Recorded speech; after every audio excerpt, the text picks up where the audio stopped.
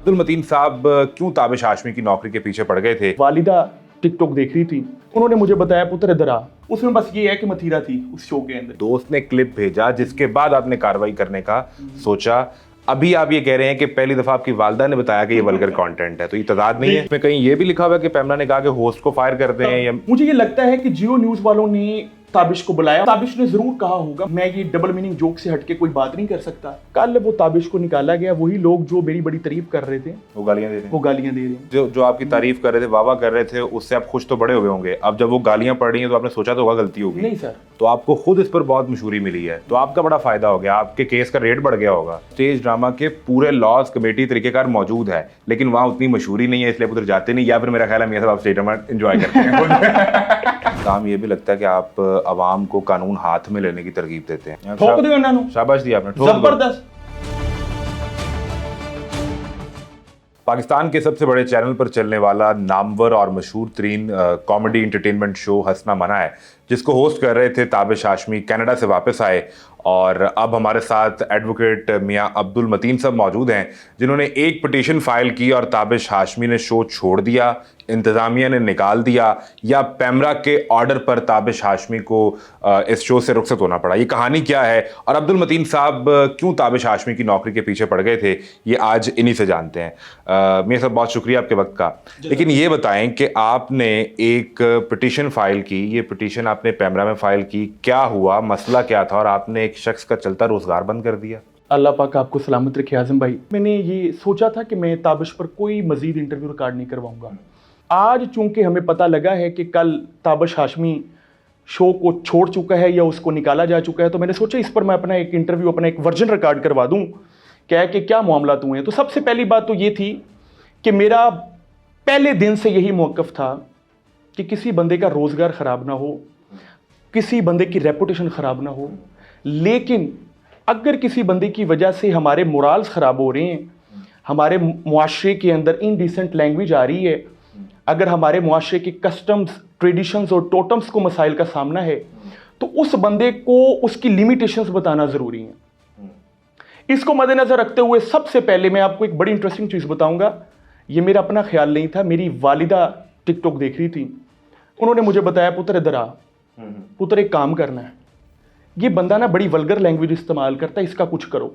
क्या ये वही क्लिप था जो लकड़ी के घोड़े वाला, जिसपे आपने बहुत से सर इंटरव्यूज इससे भी दिए? घटिया बात थी कोई, इससे भी घटिया बात हो रही थी? उसमें बस ये है कि मथीरा थी उस शो के अंदर। ये तो अच्छा, ये मथीरा वाला शो तो उनका सोशल मीडिया का शो था ना, ये टीवी स्क्रीन का शो तो नहीं था? प्रोग्राम सोशल मीडिया का ही था, लेकिन उसके बाद जब हमने इस पर रिसर्च की कि ये इलेक्ट्रॉनिक मीडिया पे है कि नहीं, तो पता लगा जी जियो न्यूज पे हंसना मना ये चलता है। एक्चुअली जो मैंने प्रोग्राम देखा है वो मैंने यूट्यूब पे ही देखा है। ठीक है। फिर इस पर रिसर्च की कि ये जो यूट्यूब पर जो प्रोग्राम चल रहा है इसका मेन स्ट्रीम मीडिया पे क्या ताल्लुक है, तो पता लगा फ्राइडे से लेकर संडे तक 3 दिन इसका प्रोग्राम चलता है रात 11 बजे। आप ये कोट करते हैं कि आपको ये फहद मुस्तफा के साथ जो शो था लकड़ी के घोड़े वाला, वो एक दोस्त ने क्लिप भेजा जिसके बाद आपने कार्रवाई करने का सोचा।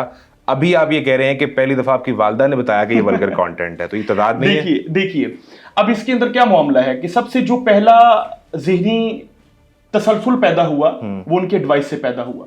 उसके बाद जब हमने मजीद कंटेंट ढूंढना कोशिश की, जैसे मैंने आपको बताया कि जब मैंने कहा कि मैं किस पर काम करूं, तो तब मुझे एक दोस्त ने ये फहद मुस्तफा वाला शो भेजा। ठीक है। उसने कहा सर जो आपने देखा है वो तो एक अलग चीज है, ये देखें आपको मजीद मजे आएंगे। तो फिर मैंने देखा और जो वो मजे कह रहा था हमारे होश उड़ गए कि इस लेवल के मजे हैं जो उसको दुनिया एंजॉय कर रही है और एंटरटेनमेंट हासिल कर रही है। उस पर फिर हमने वर्किंग शुरू कर दी। ठीक है। और फिर आपने हाई कोर्ट में रिट दायर की, पैमरा में की, हुआ क्या? वो बंदे को शो से निकाल दिया गया है या छोड़ दिया है? ये तो मामा हाल हो रही है। उसमें हमने पैमरा को एक एप्लीकेशन दी, 2 पेज एप्लीकेशन थी, और वो जो हमारी एप्लीकेशन थी वो पैमरा के हेडक्वार्टर इस्लामाबाद में भी भेजी। ठीक है। और जो सब हेडक्वार्टर लाहौर में थी उसमें भी भेजी कि हमने लाहौर हाई कोर्ट भी जाना है। सो ये सिलसिले की शुरुआत हुई एप्लीकेशन की। कितना अर्सा पहले? ये आज से तकरीबन समझ लें 1 महीना हो गया हमें इस बात को। अच्छा, उसके बाद हमारा जो नेक्स्ट प्रोसीजर होता है, हमने 13 से 14 दिन वेट करना होता है। 10 दिन का हमारा कोई स्टैट्यूटरी पीरियड होता है लीगल नोटिस का। उसके बाद 4 दिन हम इसलिए मार्जिन देते हैं कि 2 दिन जाते हुए और 2 दिन नोटिस का रिप्लाई आते हुए उसमें वक्त दरकार होता है। इसी दौरानिए के अंदर जब हमारे वो पीरियड गुजरा तो हमने पटिशन फाइल कर दी हाई कोर्ट के अंदर। उस पटिशन के अंदर जस्टिस जो हमारे थे उन्होंने इस पर डायरेक्शंस दे दी पैमरा को, लेकिन अभी तक उन डायरेक्शंस की मसदका कॉपी लेकर हमने पैमरा को भी अरसाली की थी कि पैमरा ने मुझे पहले रिप्लाई दे दिया। जो ये रिप्लाई हमारे reply पास मौजूद है इस बिल्कुल, वक्त, इसको भी आप चला सकते हैं। ये बिल्कुल मौजूद है। और ये किस तारीख का जवाब है, अगर आप हमें बता सके? ये 7 अगस्त का है। 7 अगस्त का 7 जवाब। अगस्त का जवाब है। ठीक है, और इसमें क्या जवाब दिया? इस जवाब के अंदर पैमरा ने ये कहा है कि आपने जितनी भी बातें की हैं वो 100% एक्यूरेट है। उसमें उन्होंने सख्ती से पूरे चैनल को कहा कि आप इसकी एक इन हाउस मीटिंग भी बुलाएं, इसको ठीक करवाएं। बिल्कुल, इस जवाब के पैरा नंबर 3 में लिखा हुआ है कि to develop a clear comprehensive content policy and define the boundaries and guidelines for the kind of content. और फिर साथ लिखा है कि strengthen the in house monitoring committee, ये इसमें लिखा हुआ है। Absolutely right. ठीक है। अब इस पूरे जवाब के अंदर पैमरा ने वही किया जो मैं चाहता था। इसमें कहीं ये भी लिखा हुआ है कि पैमरा ने कहा कि होस्ट को फायर कर दें या टीम को फायर कर दें? लिखा ही नहीं। मैं बड़ा खुश हूं इस जवाब को पढ़ के कि पैमरा का जवाब बिल्कुल ठीक है। पैमरा ने उनको एक तनबीह दी और मैंने भी जो एप्लीकेशन दिया उसमें यही कह कि इनको वार्न करें। मैं कभी भी नहीं चाहता कि ताबिश को निकाला फिर जाए। ऐसा क्या होगा कि वो रात ताबिश साहब ने शो छोड़ दिया? उसकी वजह जो मुझे नजर आती है ना, प्रिजम्पशन की बुनियाद पर वजह है, इसका कोई हकाइक से ताल्लुक तो नहीं होगा। मुझे ये लगता है कि जियो न्यूज वालों ने ताबिश को बुलाया होगा, कोई मीटिंग कंडक्ट हुई होगी और उस मीटिंग में डिस्कस हुआ होगा, यार ये ना डबल मीनिंग जोक्स और ये सारी चीजें छोड़ो क्योंकि हमें नोटिस आ रहे हैं। ताबिश ने जरूर कहा होगा, मुझे ऐसा लगता है कि मैं ये डबल मीनिंग जोक से हटके कोई बात नहीं कर सकता, तो मैं ये शो ही छोड़ देता हूँ। अच्छा, ये आपकी खबर है या ये मेरी आपका ख्याल है? मैंने बताया ये मेरी प्रिजम्पशन है। और हमारी जो वुकला की प्रिजम्पशन होती है वो ठा करके 90% टच होती है। ये आपको कुछ अरसे में नजर आएगा, ताबिश जाने वाला नहीं है, ये कोई और प्रोग्राम चलाएगा किसी और चैनल पे। ये घबराएगा क्योंकि इसको पता लग गया कि अब धचका लग गया एक। ये आएगा सोशल मीडिया पे और ये अपना प्रोग्राम कोई लेके आएगा और उस प्रोग्राम पर एक पूरा चैनल क्रिएट होगा और एक सिंपैथी क्रिएट होगी ताबिश के लिए पूरे पाकिस्तान में कि यार इस बंदे नु काटता है, हंसना मना बंद। मैं बार बार मेरे दोस्तों आपको यही कहूंगा, इस प्रोग्राम को बंद करवाने के लिए जब मैंने पोस्ट डाली तो सबने कहा जिंदाबाद, जानदार वकील, ब्रेव वकील, वाओ गुड, आपकी तो बड़ी वकील वाह पूरे हो गई। पाकिस्तान में होनी चाहिए। तो कुछ हद तक मैं भी वाओ यार वेरी गुड, ये तो बड़ा अच्छा काम मैं कर रहा हूँ। आप यकीन जाने आजम भाई, कल वो ताबिश को निकाला गया, वही लोग जो मेरी बड़ी तारीफ कर रहे थे वो गालियां दे रहे वो हैं। गालियां दे रहे हैं। तो फिर फायदा क्या हुआ? वेले वकील, पकोड़े खान वाले वकील, मरूंडे खान वाले वकील, मलोक खान वाले वकील, लो जी सारे इकट्ठे होके जेड़ा बंदा काम चल रहा ਹੁੰਦਾ बंद कर देंगे ने। मैंने नहीं तो किसी एक जगह पर भी वो जो आपकी तारीफ कर रहे थे, वाह कर रहे थे, उससे आप खुश तो बड़े हुए होंगे। अब जब वो गालियां पड़ रही हैं तो आपने सोचा तो होगा गलती होगी। नहीं सर, उस गलती पे शर्मिंदगी तो होगी। मैं आपको बताता हूँ, मुझे पता है कि अगर कोई बंदा उसको देख रहा है तो वो उसकी गालियां सुन रहा है और अगर कोई उसकी गालियां सुन रहा है तो उसने बदले में गाली देनी है ना मुझे। वो उधर से एक्शन लेते हैं, हमें रिएक्शन दे देते हैं। तो मेरे लिए कोई शॉकिंग नहीं है। उसको देखने वाले बंदे अगर कोई 2-4 बंदे या कोई 10-20 बंदे या कोई 100 बंदे मुझे गाली दे रहे हैं तो उन्होंने सीखा ही ये है, राइट? आप जो देखते हैं वही बोलेंगे। लेकिन that's not shocking। अगर उस शो की रेटिंग आ रही है तो इसका मतलब है कि लोग उसको देख रहे हैं तो पसंद कर रहे हैं। यही बात 2-4 और हमारे दोस्तों ने की कि उसको लोग देख रहे हैं। तो देखने वाले तो बहुत सी चीजें हैं, जैसे मैंने कुछ अर्सा बताया था कि फहश फिल्मों को देखने में पाकिस्तान नंबर 1 पे है दुनिया में। तो लोग देखने वाले हैं इस 22 करोड़ की आबादी में बहुत ज्यादा। इसका मतलब हम उसको पाबंदी खत्म कर दें? नहीं करनी नहीं हो चाहिए। सकती। यही बात है कि देखने वाले ज्यादा हैं, इसका मतलब ये नहीं है कि वो कंटेंट ठीक है। उस कंटेंट को मॉनिटर करना हम सबकी जिम्मेदारी है, अदारे की मेन जिम्मेदारी है। और हम चूंकि विजिलेंट सिटीजन हैं, बतौर वकील हमारी जिम्मेदारी बढ़ जाती है। तो आपको लगता है कि ये सिर्फ एक प्रोग्राम के कंटेंट का मसला था? बाकी जितने चैनल हैं या यूट्यूब, सोशल मीडिया में जो कुछ हो रहा है, कंटेंट ठीक है सबका? सर जी, हर जगह कंटेंट के अंदर बड़े मसाइल हैं। तो आपने एक को टारगेट सिंगल आउट कर लिया। देखिए भला क्या होता है जब वर्किंग उस पर की जाती है जो ज्यादा इन होता है। आप एक उस बंदे के ऊपर हाथ डाल दें जिसको लोग ज्यादा देख रहे हैं तो समझ लें कि बाकियों के ऊपर वैसे ही रो पड़ जाता है। तो मियां साहब, तस्वीर का दूसरा रुख ये है कि जब आपने पाकिस्तान के सबसे मशहूर प्रोग्राम के फेमस तरीन एंकर पे हाथ डाला है तो आपको खुद इस पर बहुत मशहूरी मिली है, तो आपका बड़ा फायदा हो गया, आपके केस का रेट बढ़ गया होगा। हम ये चाहते हैं कि लोग वो चीज देखें जो वाकई ठीक है। यानी ये एस्पेक्ट मौजूद था। नेगेटिव मशहूरी होती है, एक पॉजिटिव, एक फेमस होता है, एक बंदा एक नोटोरियस होता है, फेमस हो जाए, नोटोरियस हो जाए। आपने ये देखना है कि इसमें मेरी बदनामी हुई है या फेम मिला है अच्छे तरीके से। और ये ख्वाहिश बहरहाल कहीं ना कहीं मौजूद थी कि इससे लोग आपको पसंद करेंगे। इंजीनियर मोहम्मद अली मिर्जा है हमारे, एक यूट्यूबर भी हैं और एक बहुत समझ लें कई लोगों के लिए वो मौलाना भी हैं। उनसे कई हल्का हिबाब से जो मुख्तलिफ फिरके हैं वो आकर कहते हैं सीधा नाल डिबेट करनी है, मुबाहिसा करना है। तो वो कहता है कि आप एक काम करो, आप उस बंदे को मेरे साथ मुबाहिसा करवाओ जिसको लोग देखते हैं और ज्यादा देखते हैं। मेरी बात समझ आ रही है आपको? हमने ये देखना होता है कि किस बंदे के ऊपर हाथ डालें? जिस बंदे को ज्यादा लोग देख रहे हैं। You got my point. आप कोई स्टेज ड्रामे का किसी भी यूट्यूब चैनल से लिंक निकाल लें, उस पर देख लें क्या व्यूज आ रहे हैं, मिलियंस, 2 लाख, 4 लाख, 5 लाख millions। नहीं, आप प्रोग्राम की रेटिंग्स को जरा चेक कर लीजिएगा। उसके अंदर प्रोग्राम भी की ना- रेटिंग ज्यादा व्यूज आते मैं हैं। आपको बताता हूं आजम भाई, उसमें होता ये है कि स्टेज ड्रामे के अंदर कोई एक एक्टर नहीं होता, उसमें 10-12 एक्टर होते हैं। 10-12 एक्टर्स को हम उसरा नाम नहीं ले सकते। अब मुझे 12 एक्टर्स के नाम बताएं स्टेज ड्रामा में, बताइए। बहुत से एक्टर्स हैं, टीवी भी करते हैं, लेकिन उनके व्यूज ज्यादा हैं। Please give me the आप answer। मेरी गुजारिश ही समझ पा रहे हैं ना? Honourable court please give me the answer. Anurag, नहीं ये नहीं तो ना ना कोर्ट ऑफ लॉ नहीं है, ये कोर्ट ऑफ लॉ नहीं है ना, मुझे कोर्ट ऑफ लॉ नहीं है ना। 12 स्टेज हम ड्रामा एक एक्टर्स प्रोग्राम के में नाम बैठे हुए बताइए हैं ना, बहुत से दोस्त हैं करने वाले, जफरी खान साहब हैं, कैसर पिया, इफ्तिखार ठाकुर, आड़ू गंडे, 4, नासिर 5, नासिर हैं, 6-7 छह, मैंने आपको बता नहीं, दिए 6 हो गए। हैं। खवातीन है इसमें बहुत से करने वाली। नहीं नाम बोले, ये मेरे फिलहाल नॉलेज में तो ये 6-7 6 लोग है, हैं। बस बात खत्म होगी। आपको सिर्फ 6 का नाम पता है, लेकिन स्टेज ड्रामा चलाने वाले कोई 100 से 150 बंदे होंगे, ऐसे ही? ऐसा ही है। जबकि एक ताबश हाशमी के नाम लेने से वल्गर कंटेंट के ऊपर आवाम की राय को अगर हम क्रिएट कर सकते हैं, so why to take actions on hundreds of merry merry persons? मेरी अब गुजारिश ही समझे ना कि मैं आपसे सिर्फ इतना कहना चाह रहा हूँ कि सोशल मीडिया के तो लॉज पाकिस्तान में मौजूद नहीं है। पैमरा के जरिए आपने ताबिश हाशमी को उड़ा दिया। इसके अलावा स्टेज ड्रामा के पूरे लॉज कमेटी तरीकेकार मौजूद है, लेकिन वहाँ उतनी मशहूरी नहीं है, इसलिए आप उधर जाते नहीं, या फिर मेरा ख्याल है मियां साहब आप स्टेज ड्रामा एंजॉय करते हैं।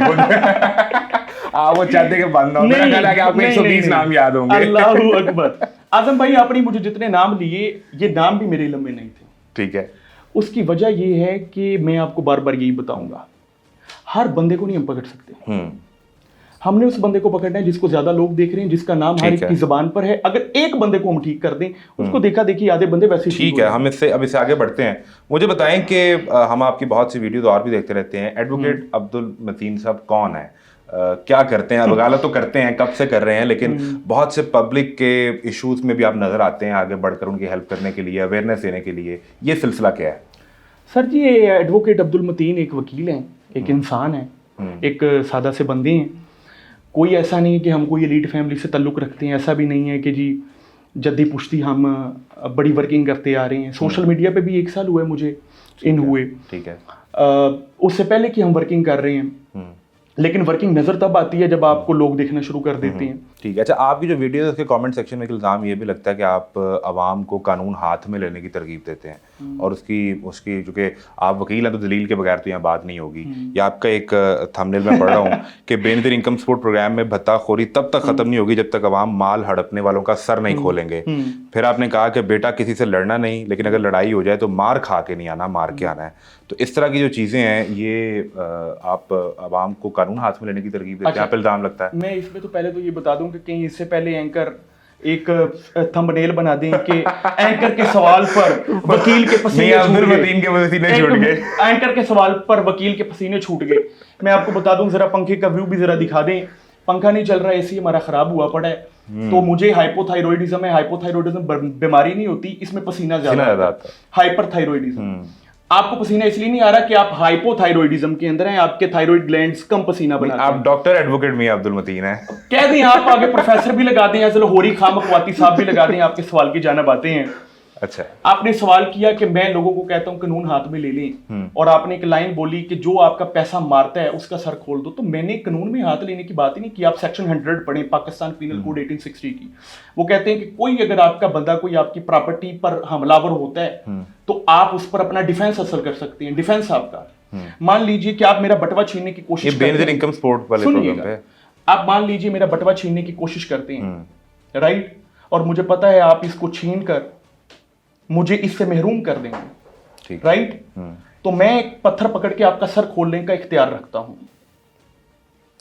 ये तो आप बतौर वकील ये कह रहे हैं सेक्शन 100। सर, जो सुनने वाले हैं वो सारे वकील तो नहीं है ना, वो कल को सड़क से उठा के पत्थर किसी को भी मारना शुरू कर देंगे। मैं बता रहा हूं ना कि मैंने पढ़ी हुई है, तो आप भी इसको जरा सुन लें और उसको इंप्लीमेंट करें। यानी आप अपने उस मौक़िफ़ पे कायम हैं सर, मैं मौक़िफ़ पर हमेशा कायम हूं। आप देखें, कराची के अंदर एक कोई बैटरी वाली कोई कंपनी थी, ओसाका बैटरी की कोई कंपनी थी, उसके अंदर 2 डाकू आए हैं, उसने अंदर खड़े होकर फायर मारे हैं, बंदे फुड़का दिए। बड़ी वीडियो वायरल हुई, लोगों ने देखा और मैंने कहा गुड, जबरदस्त, ठोक दो इन्होंने, शाबाश दिया आपने, जबरदस्त। तो ये जो ठोक दो वाला, कोई जीरो टॉलरेंस नहीं मतीन साहब, वो ये जो जीरो टॉलरेंस, ये ठोक दो वाला रवैया है हमारे मुआशरे के अंदर तो पहले ही ऐसे बहुत से मसाइल हैं। हमने इस मुआशरे में 25-30 साल दहशतगर्दी देखी है, अपने लोगों की जानें दी हैं, मुआशरे के लोगों के अंदर तहम्मुल बर्दाश्त तो है ही नहीं। अदम बर्दाश्त का मुआशरा कैसे चलेगा? बाज़ मुआशरे ऐसे होते हैं कि जिसमें जो ऑर्गेनाइजेशन हैं वो बहुत अच्छे से काम कर रही होती हैं।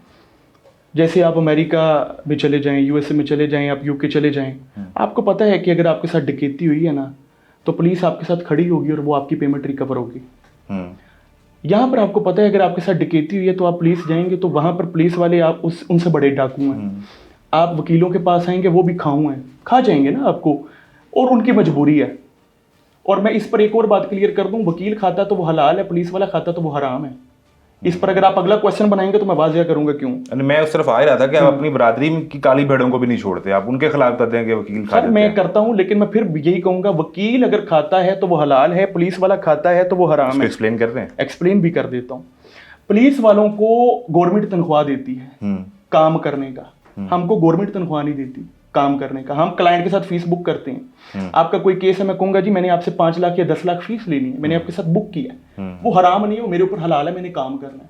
लेकिन आप पुलिस वाले को कहते हैं मेरा पर्चा कटते हैं ₹1,00,000 पर, अब वो हराम है क्योंकि उसको गवर्नमेंट तनख्वाह देती है पर्चा काटने का। You got my point. ये है बिल्कुल जस्टिफिकेशन। अच्छे और बुरे लोग हर जगह मौजूद हैं। ये हमने जो ताबिश हाशमी वाला मामला था वो भी डिस्कस किया और तफसील से हमने मतीन साहब से बहुत सी चीज़ें पूछी। सख्त सवाल भी हुए लेकिन वो इसके आदी हैं और वो इन सवालों को डील करना चाहते हैं और मुझे पता है कि उसमें किसी चीज़ का गुस्सा नहीं होगा। ताबिश हाशमी के करीबी ज़राए से जो हमारी बात हुई उस हवाले से मैं आपको बताता चलूँ कि वहाँ से फ़िलहाल ये कन्फर्म तो नहीं किया गया कि उन्होंने शो छोड़ा है या उन्हें निकाला गया है। कुछ करीबी हल्के उनके दोस्त ये कहते हैं कि ये एक प्रैंक भी हो सकता है जिसमें अहमद अली भट्ट का नाम आ रहा है, और कुछ लोगों का ये भी कहना है कि जो कहानी मतीन साहब सुना रहे हैं कि मुमकिन तौर पर शो छोड़ दिया गया हो। ये चंद दिनों में बात हो जाएगा। बहुत शुक्रिया आपके वक्त का।